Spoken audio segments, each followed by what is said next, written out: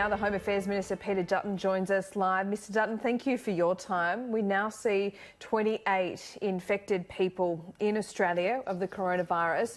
Is this only a matter of time before we see this spread throughout communities?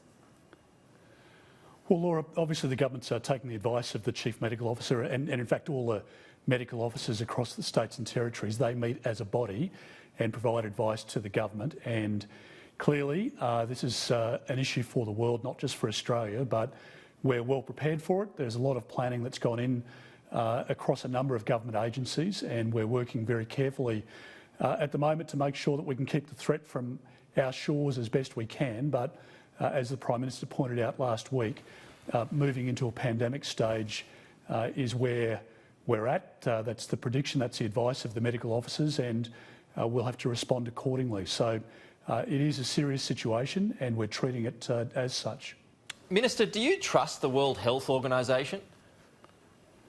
Peter, I do, but we need to be conscious of all of the information that's coming out, not just from China or from the WHO, but there's a lot of work that we've done with our Five Eyes partners. So with the United States, with the United Kingdom in particular, we're looking at ways in which they're responding, the ways in which they're quarantining people, and we've worked very closely with our intelligence community as well to look at the true picture of what's going on. But there is uncertainty around some of the numbers, and it's not a perfect system by any stretch of the imagination, but I think we take all of that on board and we make our own judgments.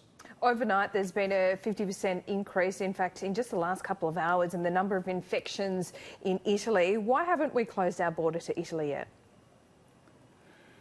Well, I think as the Chief Medical Officer pointed out late last week, you get to a position where you just can't contain that by closing borders or closing routes from particular countries, Laura. I think that's the stage that we're at the moment. So we can't just close down every flight, every movement across our borders. We need to be realistic about the fact that we're a trading nation, that we've got significant investments in tourism. Thousands of jobs rely across sectors on people coming and going from our borders each day.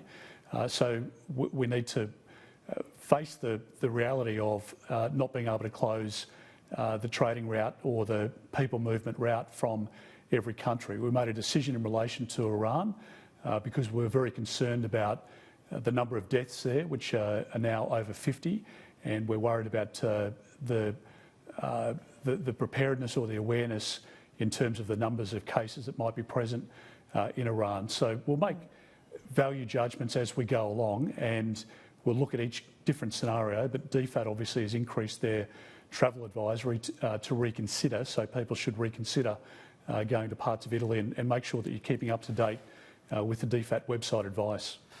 Minister, we have had, of course, our first confirmed death from coronavirus, but last year in Australia, about 500 Australians died from the flu. So health authorities have told us that coronavirus is part of the influenza family. So does something like that give you pause?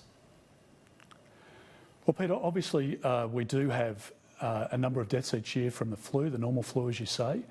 But this is a different situation. Particularly what causes us concern and the doctors concern is the rate at which this can be spread. So we're not just talking about human to human, but also evidence now about contact surfaces being able to spread the disease from one person to the next. And obviously, as the numbers of people increase in a pandemic that contract the virus, the health system becomes strained very quickly. So there are some questions about mortality rates, obviously quite low, higher in Hubei, lower outside of that province. And but again, where there's doubt about the denominator, for example, or when a country just doesn't have a grip on the total number of deaths or cases, as perhaps we've seen in Iran, then we just need to continue to watch that and watch how it evolves. We're paying particular attention in our country to the aged care sector to make sure that elderly people, particularly with comorbidities, are protected, and as I say, it's a very serious situation. So what is the biggest difference between Italy, South Korea, Japan, as opposed to Iran? Because you made the decision very quickly on Iran. Are you suggesting that perhaps the death rate in Iran might tell us that there's a particularly more deadly strain of the coronavirus? And is it just the simple fact that, you know, economically, South Korea, Japan, Italy are a little bit more important than Iran? No, Laura, the first consideration for us is the health of our nation. So we want to make sure that Australians are protected. That's the first priority. And we want to make sure that we have all of the facts available. Now, in Iran, essentially it went from zero up to a number of presentations which to us raised significant concerns and raised concerns with the Chief Medical Officer and others. So we've had now 4 cases which have a direct link back to Iran in Australia. There's a number of obviously travel movements on a daily basis between Iran and Australia as well. So I just think we look at each individual case on its merit and look at the preparedness of that country, the respective country, their ability within their health system to respond. There are a number of factors that go into the advice that informs the National Security Committee, and we make a judgment on that basis. So you're making an active decision on Italy, South Korea and Japan, or is it just a watching brief?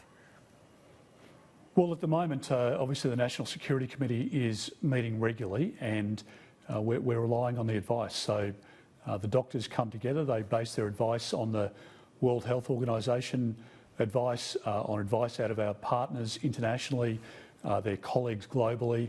All of the intelligence that we can put together as well is fed into that process. And then we make judgments based on all of that fact.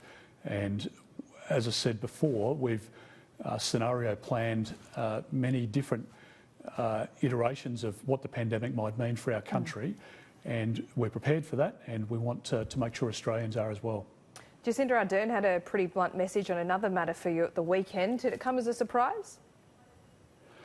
No, New Zealand obviously is in an electoral cycle at the moment. It's I think regrettable that she made the comments, but that would have played well domestically for her. And I think for Australia, we act in our national interest, and her job is to act in the national interest of New Zealanders. So I don't think there's any surprise there, but I don't have any regrets about the numbers of visas we've cancelled, particularly if people that have committed sexual offences against women and children. We've had a concerted effort to make sure that those people hear a very clear message that if you commit that sort of an offence in our country, you can expect to be deported. An element of grandstanding? Look, I suspect so, and as I say, that was for a domestic audience. That might play well in an election setting, but in the end, our responsibility, my responsibility, is to keep Australians safe, and we've now cancelled the visas of over 5,000 criminals, and I sleep well at night knowing that deporting pedophiles from our shores mean that more Australian children won't fall victim to that pedophile. And I want to make sure that we have a great migration system. We celebrate 99% of people who come into our country, whether it's on a tourist visa or to live here permanently and ultimately become an Australian citizen. But people who aren't Australian citizens who come to our country committing crimes against Australians can expect to be deported. An undeterred Peter Dutton, Minister, thank you for your time. Thanks, Laura.